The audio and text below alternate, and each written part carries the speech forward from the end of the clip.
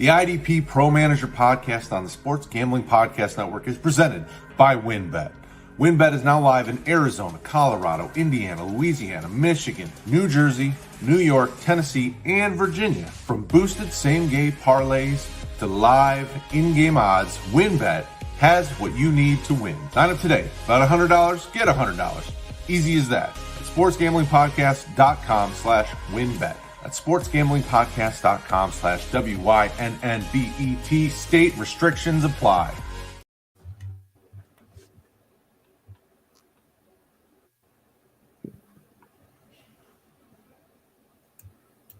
Welcome back. Episode 2 of the IDP Pro Manager live stream, podcast, all the above. I am joined by the steel curtain of fantasy football. I am joined by Gary and Kraig, my main men in crime. Gary, how are you this morning, my friend? How is the world treating you? I'm crashing the stream as usual, man. So bringing the energy. Throw that timing off. You know, I make you bring your A game is what I do. That's what we need. We need our A games. And speaking of A games, Kraig, how are you, my friend? I'm doing all right. It's Friday. We're talking football. Almost somehow done with the second month of the year. So time's flying. And we've got ball. We've got XFL. We got USFL coming soon. Who knows? Everything's going crazy these days. But today we're going to be talking about our tier 1 linebackers. So these are guys not in order. These are just the guys that we think are kind of that upper echelon of IDP linebackers. So buckle in. If you have questions, always throw them in the chat. We will take care of you like we do. If you see this after the fact, don't forget, like, subscribe, hit that notification icon so you can stay up to date when we do live stream. Thank you guys as always. With that being said, kind of the top guy, and this is a guy that we talked about last week. If you missed episode 1, make sure you go back and watch it. Roquan Smith. This guy is elite at the highest levels, probably are all of our consensus favorite linebackers. Mr. Gary, kick us off. What's your gut tell you? Is this the generational talent? Well, I'll just say it again. Yeah, I mean, we're seeing Bobby Wagner finishing up his long career. I got to think that we have him kind of as longevity person in this last decade or so. I mean, it's got to be Bobby Wagner's number one crown guy. It would have been probably Luke Kuechly, but he retired early. We've had others, so I think that we've found our replacement here.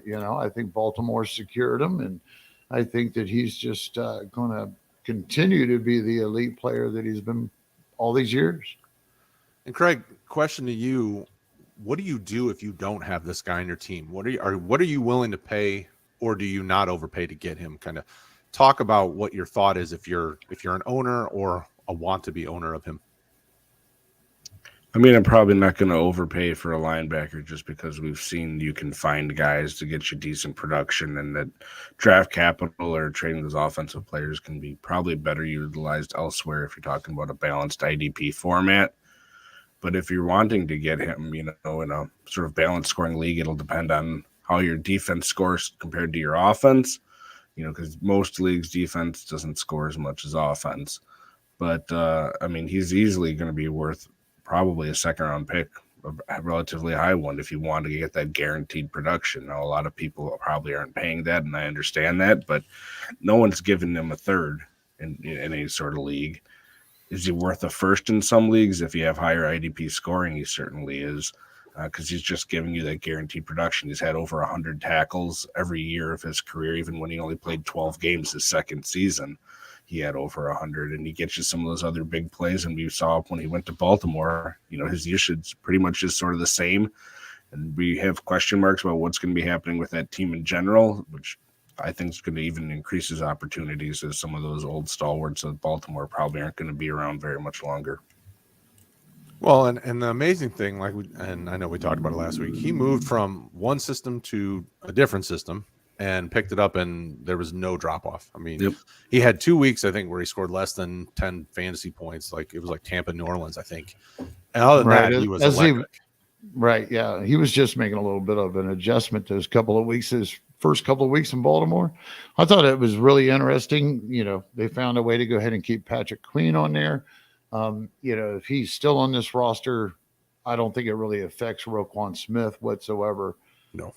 For the future. I don't think that they'll probably, even if they keep Patrick Queen for this year, I think we could probably not see them pick up that 5th-year option, and they're just going to let him right into the sunset. They got to do something with Lamar Jackson, but we know whose defense this is, and I hate to tell everybody, but it's not Kyle Hamilton's. As the Kyle Hamilton truther last year, I am sad, but I'm sorry to pick at that. Ripping open the wound, but Right, maybe he develops into something, but definitely had a yes, he will. It's a tough, defensive scheme there. I mean, and now that they've got Roquan Smith, it's going to be even harder for those 3 safety sets to, for all of them to produce. I mean, you'll probably have that outlier one, maybe Marcus Williams again, like he kicked off last year. I'm not really 100% sure. I'm not too excited. I think we do see news on Chuck Clark that he was, likely on the chopping block. They said that last year. We'll see. For a guy who's been on the block, he definitely produces just fine. He's been a solid player in that defense, just NFL player. So, the defense does run through Roquan, though. I mean, that's the proof. I mean, this defense got better when he got there and really kept them moving, even though they were losing a lot of wide receivers and having trouble on the offense from time to time. He was still, just bringing it. And that's huge. I mean, you need a guy like this. So next up is a guy that we talked about last week as well, but he's 3 years younger. He plays for the Super Bowl champion Kansas City Chiefs. I know this is Kraig's guy for sure, so we'll let Kraig kick this off. Nick Bolton. What do you think about him long-term and kind of similar to what we talked about with Roquan? Is this a guy that you're trying to target, or are you just going to, if you drafted him, be thankful? Yeah, I mean, it's pretty much the same sort of thing where, he might be a little bit cheaper because he's not been around as long. He's only going to be in his 3rd year. You're also seeing people saw him play out throughout the playoffs, and, those increased stats from that. And he just had a monster year this past year, like 180 combined tackles for having 112 his rookie year. And he did that, Gary mentioned last week with, Willie Gay, saw a big increase in playing time and got you some good stats too. So it's not like he was the only one out there doing something completely alone. And the defense in general was better this past year for the Chiefs. So, it wasn't just a matter of they were giving up tons of points. So they were getting stats off the defensive snaps. Bolton is a guy, like you said, Brad, we had questions talking last offseason, or even when he was drafted, about how is he going to be used? Is he sort of more of a 3-down run stopper and the guy in coverage, or is he just the 2-down thumper throwback? And he proved himself that he can do it all, and he's going to be out there whenever the Chiefs defense is out there. So, probably is a little bit cheaper just because he isn't Roquan Smith, but I'm seeing him go right in this range as, 2nd, 3rd linebacker, and you're going to have to pay for those guys when you're looking at Dynasty rankings. Gary? I mean, long-term, at his age, at this point, what's he, 3rd year? He's going to be 23, 3rd year. Gee whiz, man. I mean, if you're going to throw any stock whatsoever at an IDP early, I mean, and you're thinking Dynasty, there's your no-brainer. Maybe even over Roquan Smith for the couple extra of years, maybe not quite the high-end ceiling that Roquan Smith might have, depending what they do with Patrick Queen in the future. But you gotta love him. Gotta love Nick Bolton. He's right up there. Well, and I think a lot of it also depends on how you build your team. I'm a guy that my roster turns over pretty regularly just because have no problem trading a guy if the right deal comes up. So if you're a guy that knows that you're going to stick with somebody long-term, draft this guy early and stick with him. It all depends on roster makeup. And with that being said, take a look at this. The IDP Pro Manager podcast on the Sports Gambling Podcast Network is presented by WynnBET. WynnBET is now live in Arizona, Colorado, Indiana, Louisiana, Michigan, New Jersey, New York, Tennessee, and Virginia. From boosted same-game parlays to live in-game odds, WynnBET has what you need to win. Sign up today. About $100, get $100. Easy as that. At sportsgamblingpodcast.com/WynnBET. That's sportsgamblingpodcast.com/WYNNBET. State restrictions apply. And next is a guy who is just slightly older by a year, Micah Parsons, 23 years old. produced better in his rookie season than he did last year, but he was still pretty strong. A very, very solid IDP asset. This is a guy that will probably have to pay more for than you would a guy like Nick Bolton just because of the name. He's been hot ever since he got into the league. Gary, what's your take on Micah Parsons? What are you doing with him if you're an owner? You buying, selling, where you go with him? Well, it might surprise a few people out there that I've actually got him a little bit down on my board a little bit. He's starting to slip, especially when it comes to being in as an edge player, but we're not talking about that at the moment. We're talking about linebacker.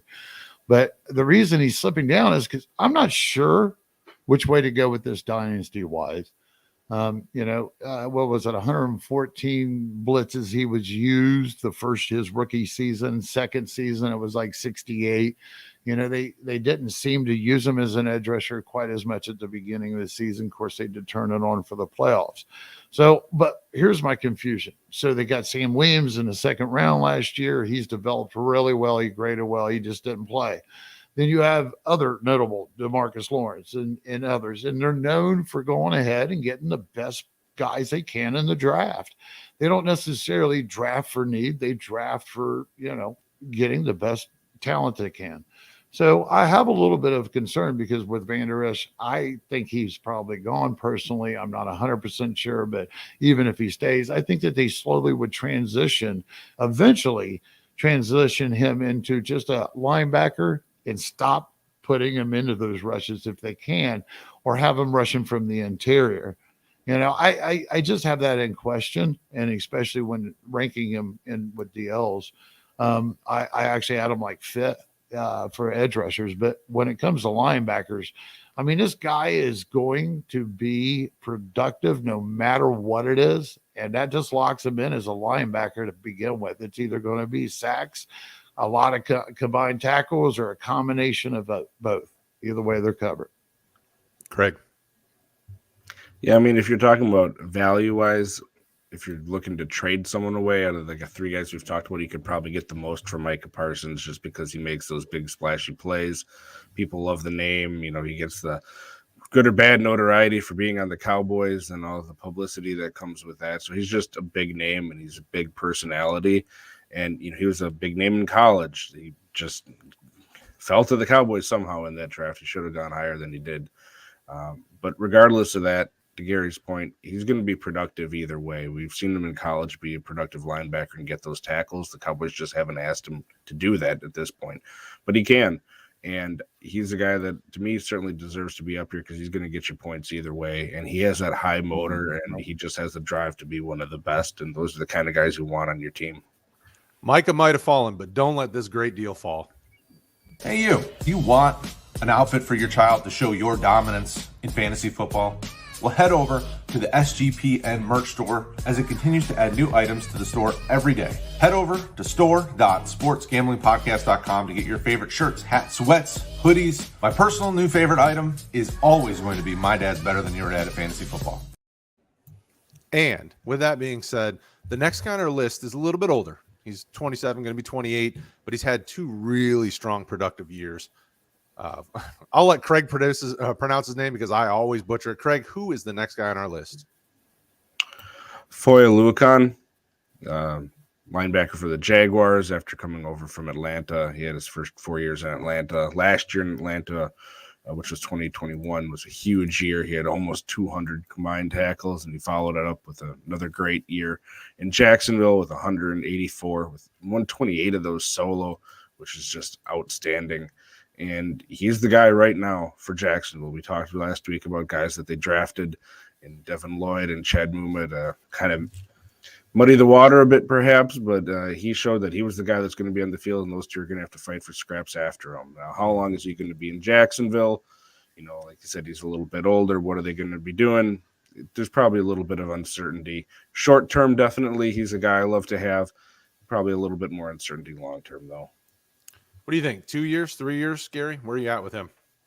The guy's not that old in the tooth. If he can stay healthy, I could see, even when Jacksonville's done with him, that he moves on to another productive position somewhere with somebody else. There's plenty of teams right now that could use his type of veteran presence, period, on their squad. So I'm not really concerned about it.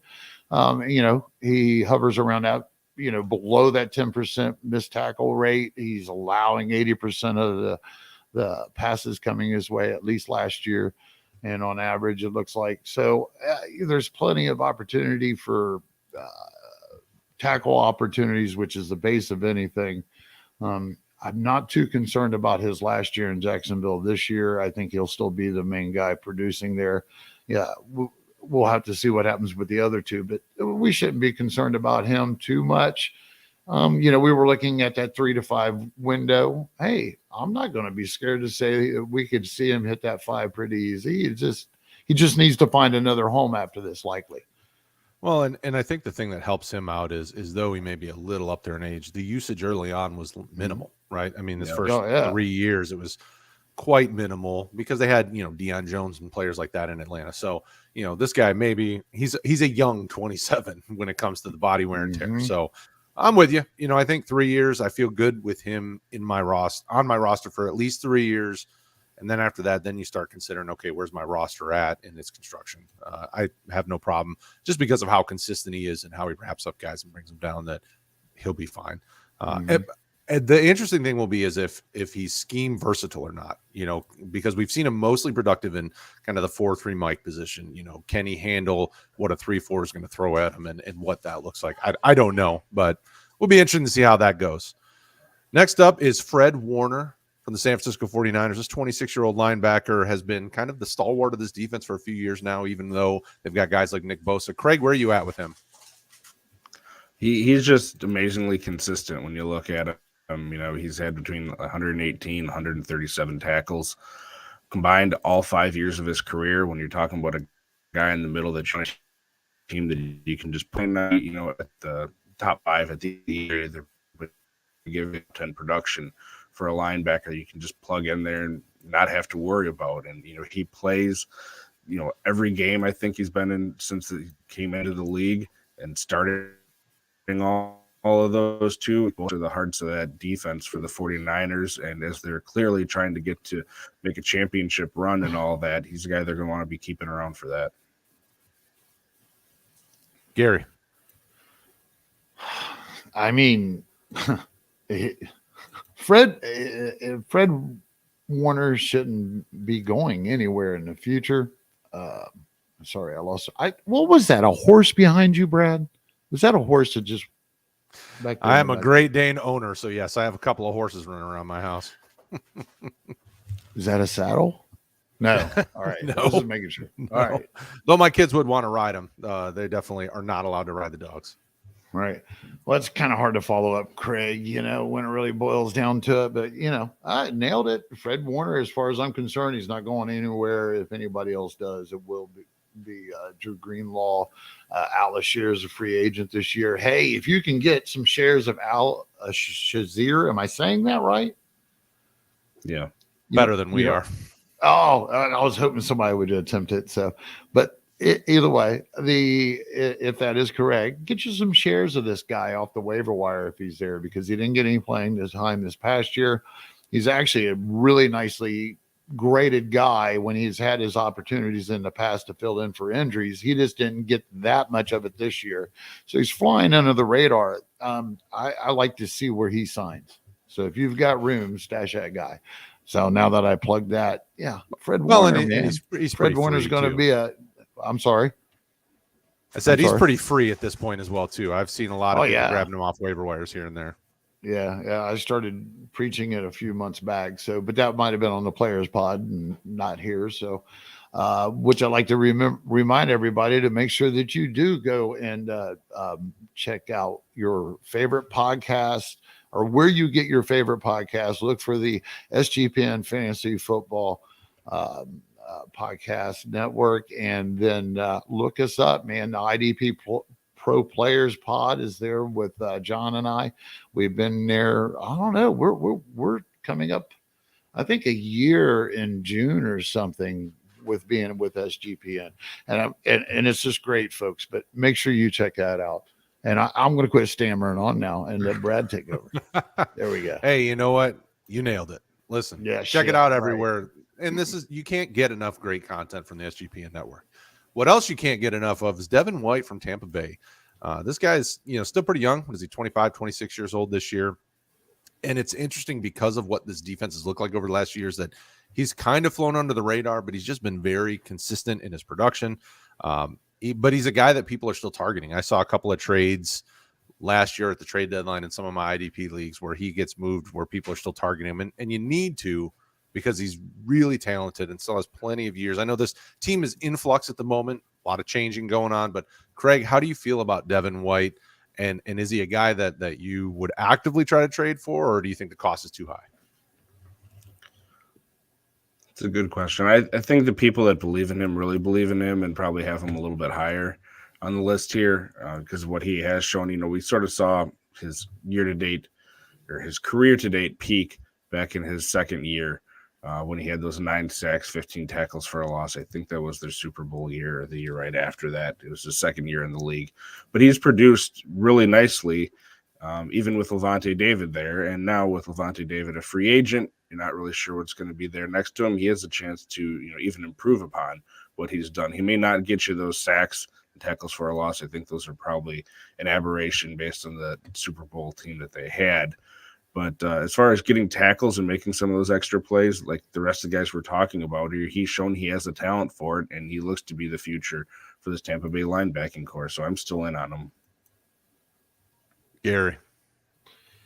I mean, yeah, the scenario for the future for this young guy is just outrageous. You got to look at the oldest guys across that defensive line. I mean, it's going to be a productive 3 or 4 years here just to get things, on track. In my opinion, they got a ways to go. So, and beyond that, we know he's elite. So we're going to be talking about him for a long time. Yeah, I mean, and it's hard not to be a really strong asset when you've got, like Vita Vea in front, taking up just tons of space. I mean, opening up the lanes for him to be able to to get behind the line of scrimmage or drop back in coverage. I mean, there's so many things that having a really strong defensive line can do for that middle group and even the secondary, right? So a guy like Devin White is one of those that I have not actively tried to trade for, but one that I certainly have no problems trading for. Somebody that you definitely don't want to trade, though, is this next one.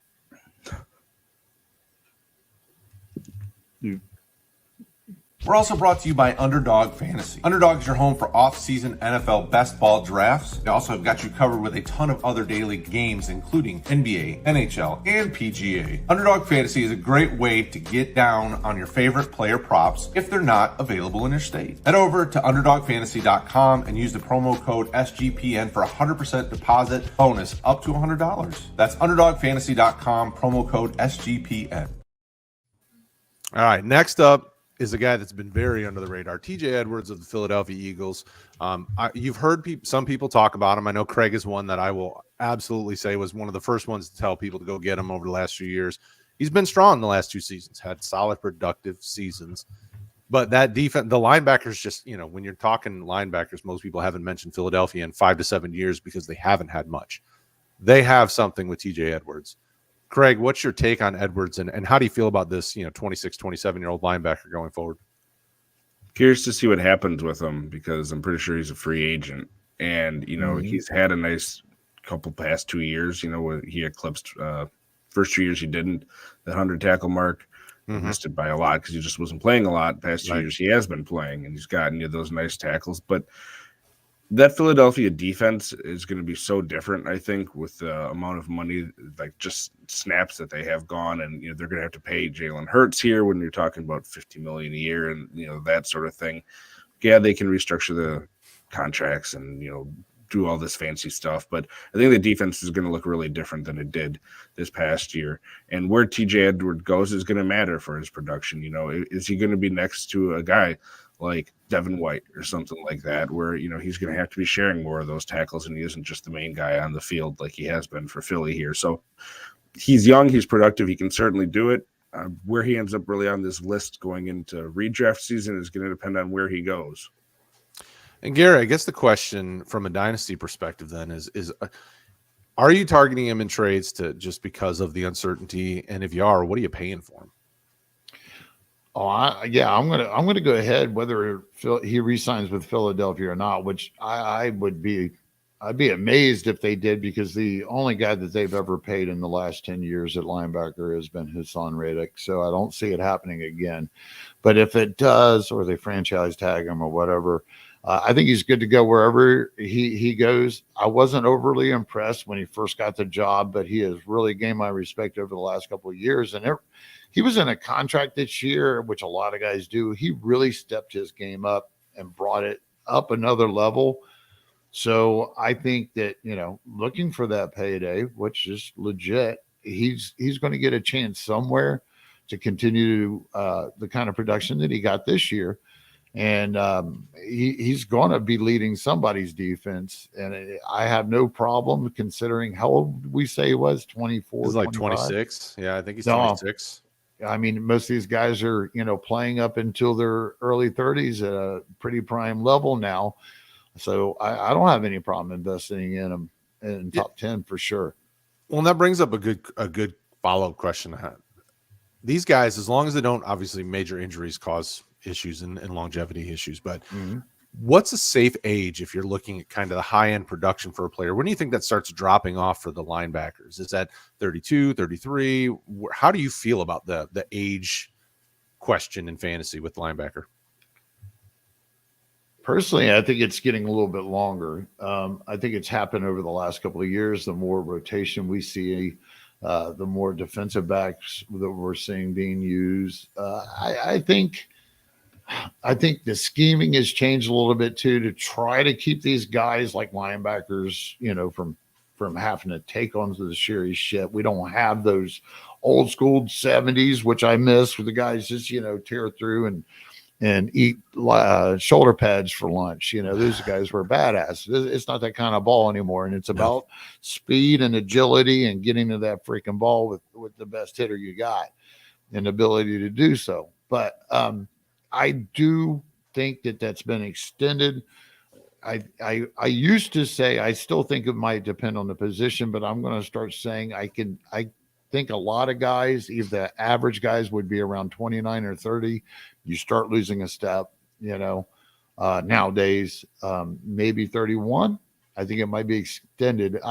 My prime years for an NFL player is stuck around 25 to 29 years old. And that's when I figure they got all the education in their head they're going to get. They're at their physical beast best. I mean, even if a guy's a beast at 24 and built like, a shit house, he's going to be even a more solid shit house at 28, 29 after a few more off season.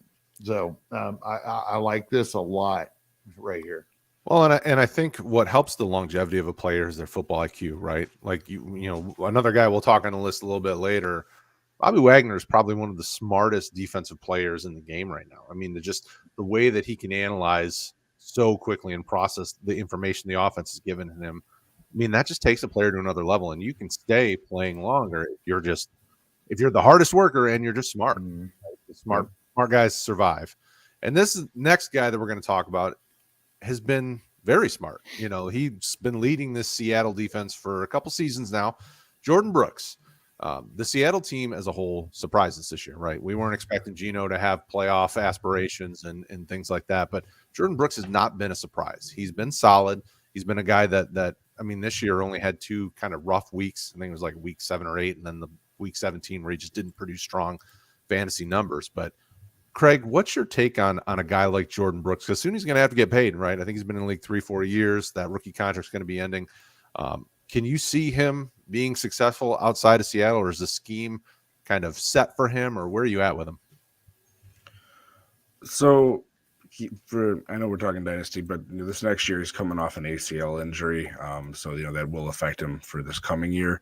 And he does have, after this year, one more potential contract year, that 5th year with Seattle. So I think they'll probably keep him around for that as long as he bounces back this year, which I do think that he will once he gets healed up. It can be, going to the second year of recovery sometimes to get fully healed up. But he's shown, to your point about being productive. He had over 160 combined tackles both years. One year was with Cody Barton, who was a sort of a breakout guy in terms of productivity. And then the other year in 2021 was with Bobby Wagner, as you mentioned. But I do think part of it is scheme there, where if you get a good guy, you can just plug him in there, because Seattle's had two really productive linebackers, throughout the whole time that Carroll's been there, basically, not tier 1 guys, but guys that are fantasy worthy of having on your roster and playing. So I do think it is both things, but they clearly like him with where they drafted him, and I think they are going to continue to invest in him as long as his health holds up. Gary, over to you. So does this guy make it outside of Seattle if it takes him a couple years to bounce back from ACL? Do you see him fitting in other schemes around the NFL and being fantasy relevant? I gotta be honest. I got to question if he's going to be a fit in Seattle anymore. I just I don't like the timing of the injury, and I knocked him down my dynasty a little bit for that. So my consensus was a little bit lower, quite a bit lower, than I think than you two on here. But my real concern is I don't think he's that as good as projected to be. I think he's been kind of productive by default, and I think he's replaceable, to be honest. So I'm not throwing that same redraft or dynasty either stock. I never really threw a lot of dynasty stock his way to begin with, more redraft. I usually do. I mean, there was kind of a reason. I'm not sold how he got his job just being a Pete Carroll guy makes him a Bobby Wagner. And he's not going to go anywhere else and be any better. So, I'm not buying as much here. If there's somebody else on this list around him, I'm probably going to be skipping them. Well, and I think the biggest thing for him is the fact that defensive line has not been strong. I mean, that's, they've let a lot through. So if that defensive line grows and develops, I mean, they've put a lot of draft capital into it. I don't know if they put talented draft capital into it, but time will tell on that. If that changes, then it really does kind of shift, how this defense where the fantasy production comes from, and then a guy like Cody Barton may be a better play long-term, right? Right. Yeah. But Jordan Brooks has proven it so far. Oh yeah, definitely. They're going to have to do something free agency or Cody, Jordan Brooks. God, man, Cody Barton. I don't know. I'm not sold on any of those Seattle guys. I hate to say that. No, I mean, they're not the most appealing, but they are probably on this list. They're the most inexpensive pieces if you're trying to target somebody with high-end production potential. Yes, they are. A guy who's not cheap is the next guy, TJ Watt from Pittsburgh, 28. He's probably the second oldest guy we got on the list, but superstar, right? I mean, he got hurt and then came back and still produced pretty strong, bouncing back from that. Was that the pec injury that he had this year? It's an upper body injury that held him out for a significant amount of time, but then came back and produced strong. I mean, he had kind of his first week back was lower. I think he had less than 10 fantasy points, but after that, it was pretty strong. And then kind of ups and downs a little bit, but we know what we're getting out of this guy. He can get you sacks. He can get behind the line of scrimmage and aggressively and quickly.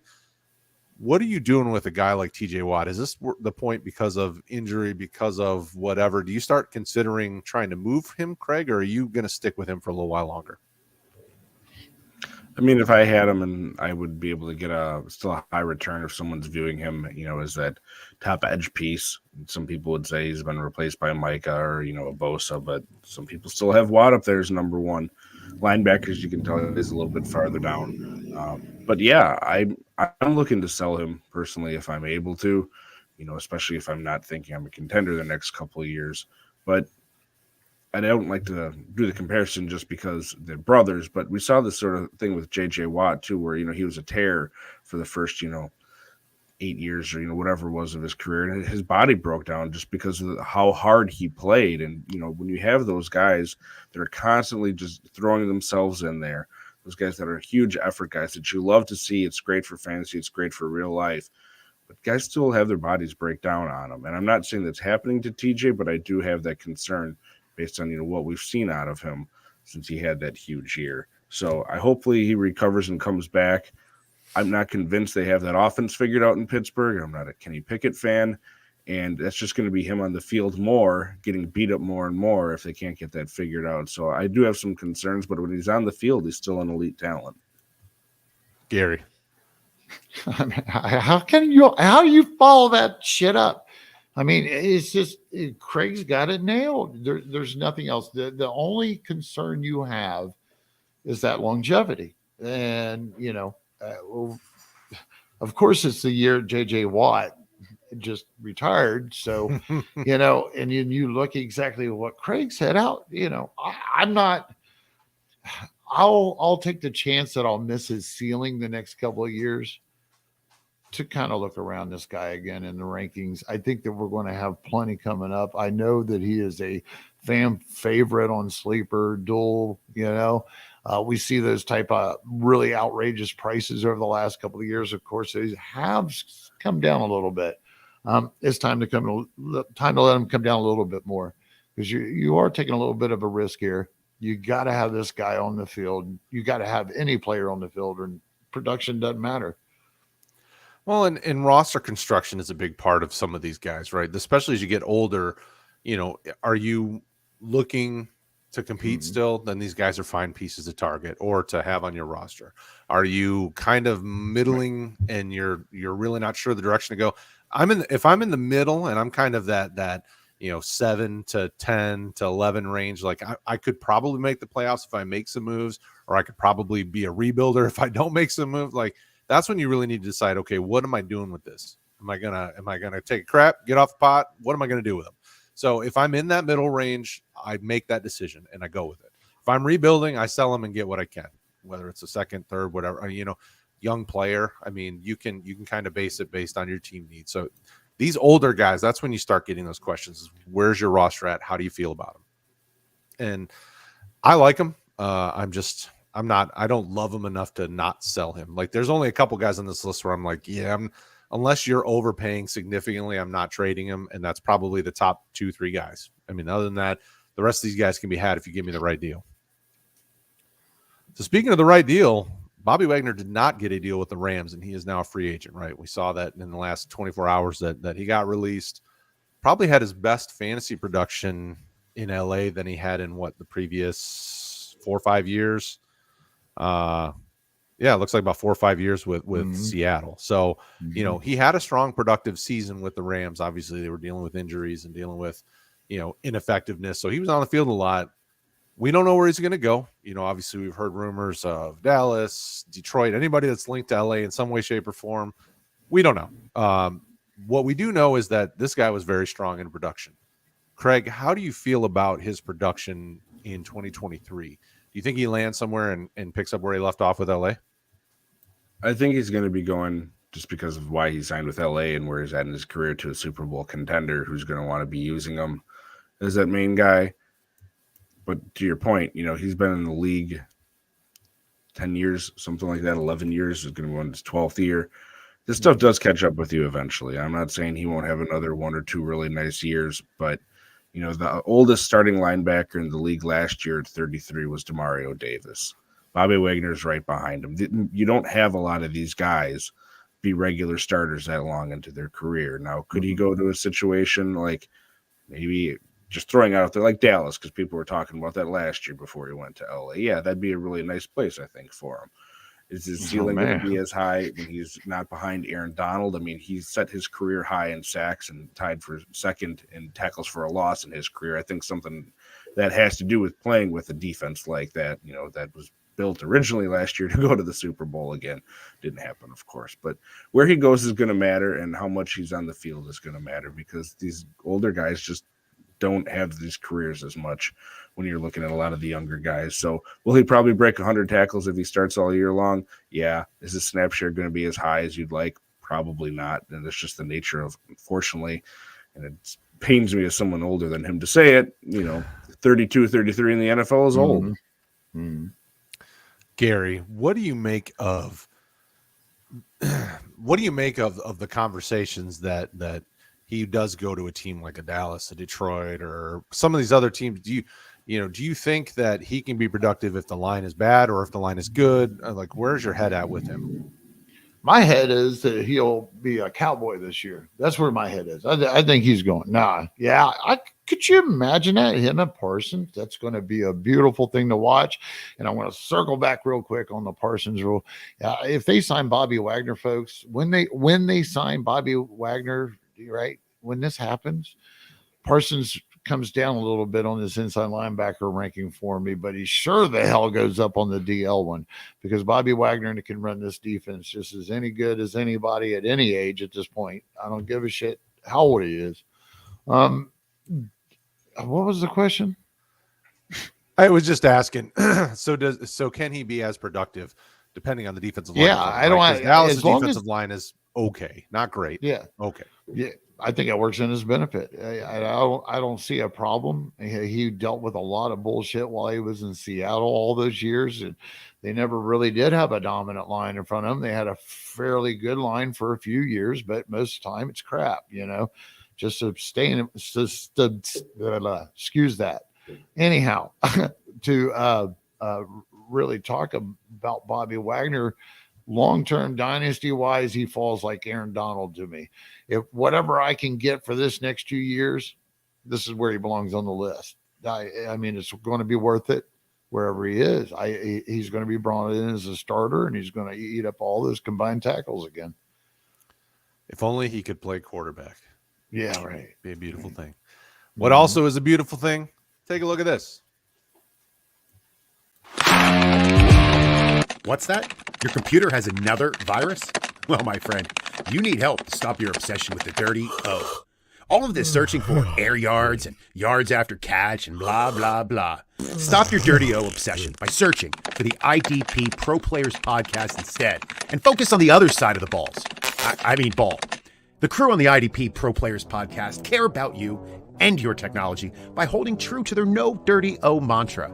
Every week, Gary and John bring you the IDP content you need to save your rosters and dominate your league while avoiding the dirty O. So save your technology by tuning into the IDP Pro Players podcast with your longtime and totally unoffensive veteran hosts, Johnny the Greek and Gary the IDP Tipster. Follow them on Twitter at I, D, P, RO. One word at the IDP Pro Players Pod. All right, as we wrap up our tiers, we got a couple guys still left to talk about. And this one arguably has the biggest concerns of any of them. Coming off successful back surgery, but really hasn't been, crazy high IDP production since 2018, right? Since 2018, he's had a solid years, nothing spectacular, but solid. Shaq Leonard from the Indianapolis Colts. They got new coaching staff.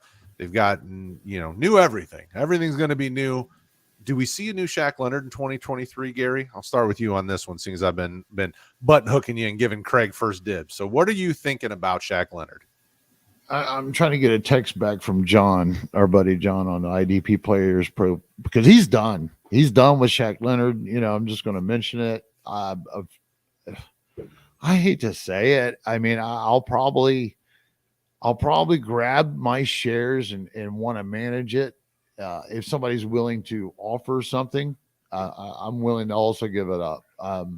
There is a little bit of concern. He's still young. I do still see his dynasty and a bounce back coming. I just think at this point, if you're going to sell at your highest, this is a good time to do it if you can, because I'm not really sure. I'm not really sure which way this is going to go. I like Franklin's a lot coming in this year. I think, with Bobby Roquan probably moving on, I don't know. He makes me nervous. And this is so early in the year. This dude might slip on a skateboard next week. We don't know. And it's just it's got people nervous. Right. And I'm not going to lie. It's got me nervous. So, I'm not definitely, anybody out there, if you're spending your very first pick and he is your very first pick, you have basically just threw the dice that whether or not your defensive unit is going to have any success at all for you.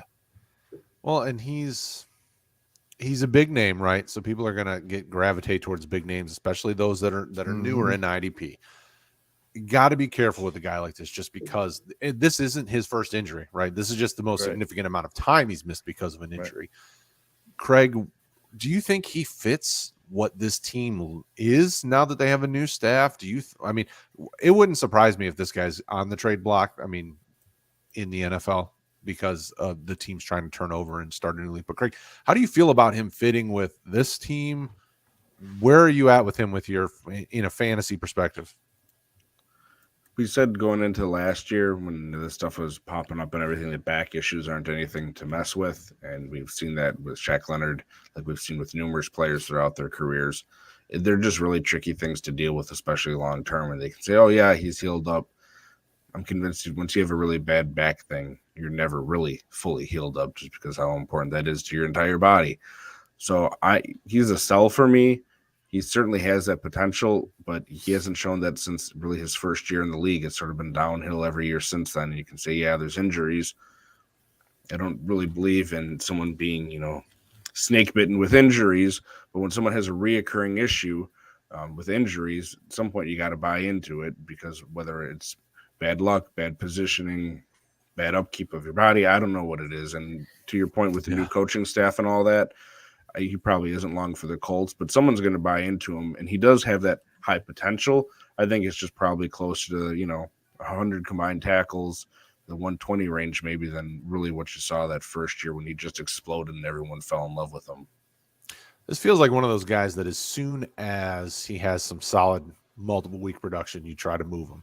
Because right now, I mean, at least in the leagues where I have him, I've talked to owners about what do they want to trade to get him off my roster. I've had a few that are interested, but it's nothing. I mean, it's 4th, 5th round picks type stuff. I'm like, well, what young player? And they're like, well, and it's more guys with just as big a question marks that haven't proven anything. So I'm like, I'll hold for now. So in my mind, if you're selling right now, unless you get a deal that makes sense, sure, take it.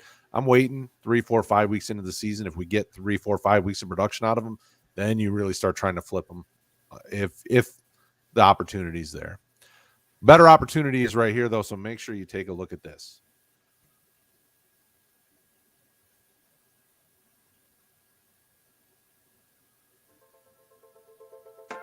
Fact: the National Breast Cancer Foundation reports that a woman is diagnosed with breast cancer every 2 minutes. And we already know finding new innovations in research, surgical options, and clinical trials is essential to finding a cure.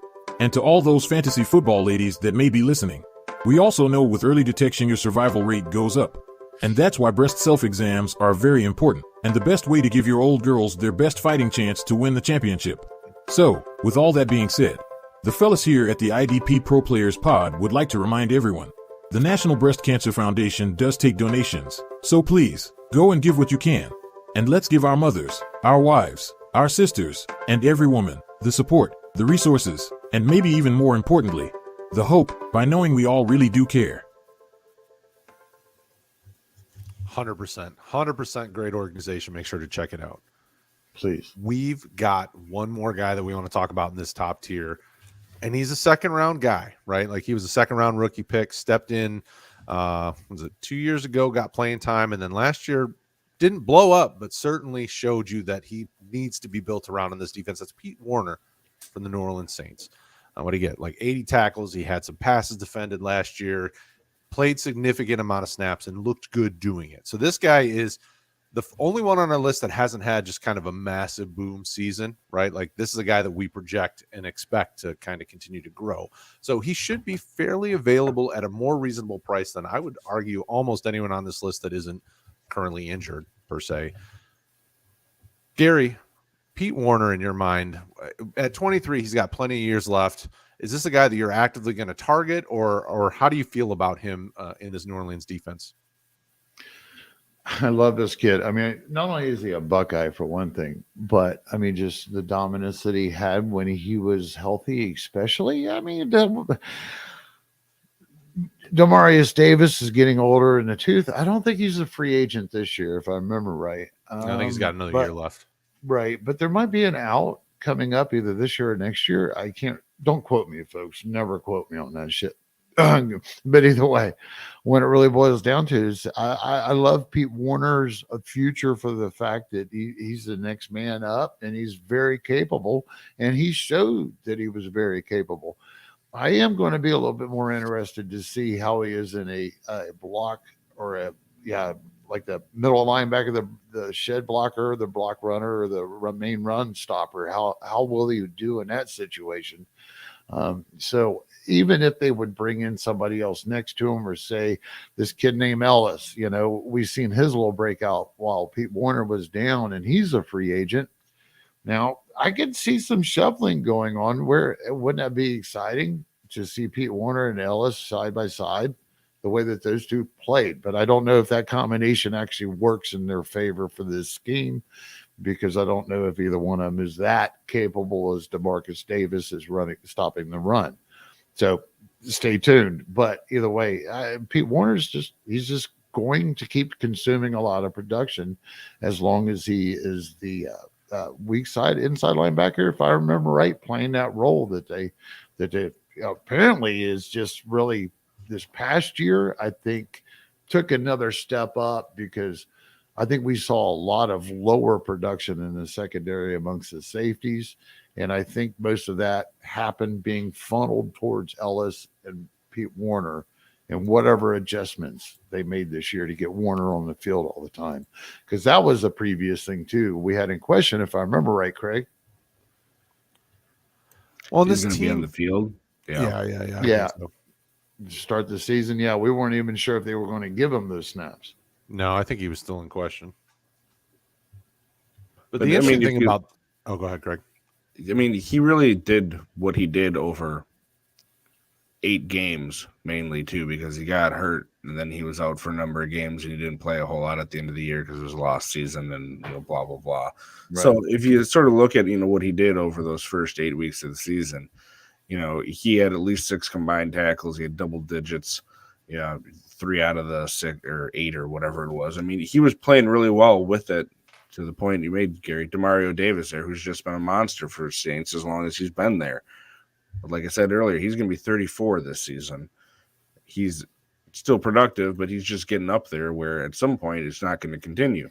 So Pete Werner seems like the next guy there, at least going to give him the opportunity, it looks like, to be there, and that's what you're looking for in Dynasty, especially for a guy like him that's going to be relatively cheap. The interesting thing for me is how poorly they've drafted this defense over the years, right? They have like 3 first-round draft picks on the defensive line.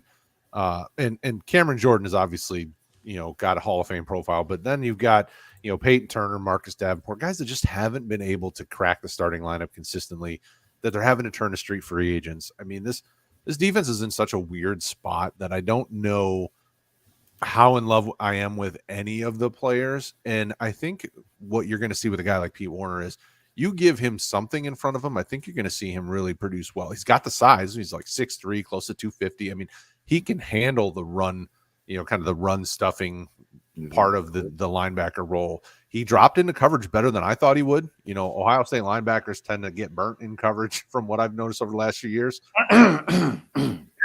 Gary's like, whatever. That's all right. Hey, we're making those playoffs, man.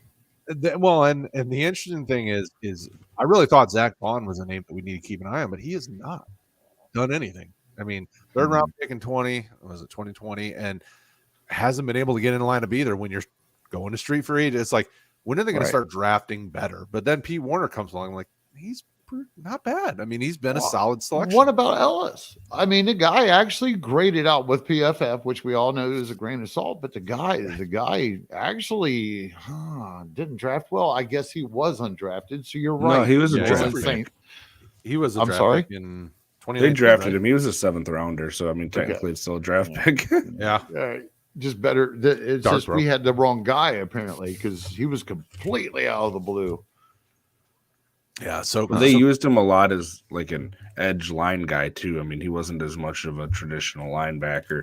To Brad's point, the guys they've drafted there, Davenport, when he plays, he's actually done well, but he's just never on the field for him. And I don't know why they would bring him back. So, I mean, I got to think they continue to try to, remember, this is still a fairly new coaching staff. I mean, Sean Payton's only been gone for a season, so he's going to start trying to bring in some of his guys. And I can't think this defense is going to look significantly different in 12, 24 months than it does right now, just because they need an infusion of talent. We got down there? Dennis Allen? Yeah. Yeah. I like this. It's going to be a nice future. And Pete Werner's at the middle of it, right? I mean, he's their strongest, kind of middle, second tier type player, in the back end of the defense. Kraig, any final thoughts on Pete Werner? Anything else you want to add before we move to the end? Nope, that about does it. That's our sort of our first 12. If you're looking at a 12-team league, tier-ish one, each of us would have guys move differently. Some guys we didn't talk about, but it gives you a good consensus of the three of us for Dynasty. Absolutely. So take a look at one more ad, and then we are going to get out of here. We do appreciate it. And we do have more tiers to come, so keep locked here. Yeah, and I think we'll probably add some more linebackers next week. What do you guys think? You would go ahead and get this another 12 in? Give a little bit more for those novice standard leagues. Remember, folks, that's what we're here for. We're here for you novice and you beginners. Find us on Twitter, or I hate to say beginners, you rookies. Come find us on Twitter. You can see us there on the screen. And when I get done here, I'm going to let Brad take over and thank both of these guys again, because I love having them as IDP pros they are. Ever notice these days how things have changed with sports entertainment? Suddenly everyone is edgy and they don't mind offending people with offensive words. It's everywhere. Podcasts, to radio, to primetime TV. All I want are NFL defensive player reports, maybe a quick update on the best streaming corners, and yet I have to hear about the dirty O. That's right, offensive player discussions and hot takes blocking my path to the sweet, sweet defensive information I need. Bullshit. That was until I found the IDP Pro Players Podcast. And now, unless the IDP Pros John or Gary mess up, I know I'm not going to be offended by their no dirty O approach. Damn. So take my word for it. Catch the Sports Gambling IDP Pro Player Podcast every week and leave the dirty O behind. So if you or someone you know has an IDP degenerate problem, that's terrific. And the fantasy move to make is to go follow a couple of the best veterans in the fantasy football industry. That was on Twitter at I, D, P, RO. One word at the IDP Pro Players Pod. Oh, yeah. As we wrap up episode 2, we do thank you guys for hanging out with us, taking time out of your days to take some time into the IDP world with us. We will get into more tiers. We got Scouting Combine coming up, so rookie stuff will be coming down the path as well, and we want to help you there. So make sure you keep tuning in, hit that like, that subscribe, that notification icon so you can stay up to date. Every Friday we go live at 10 a.m. We thank you guys as always. Peace out.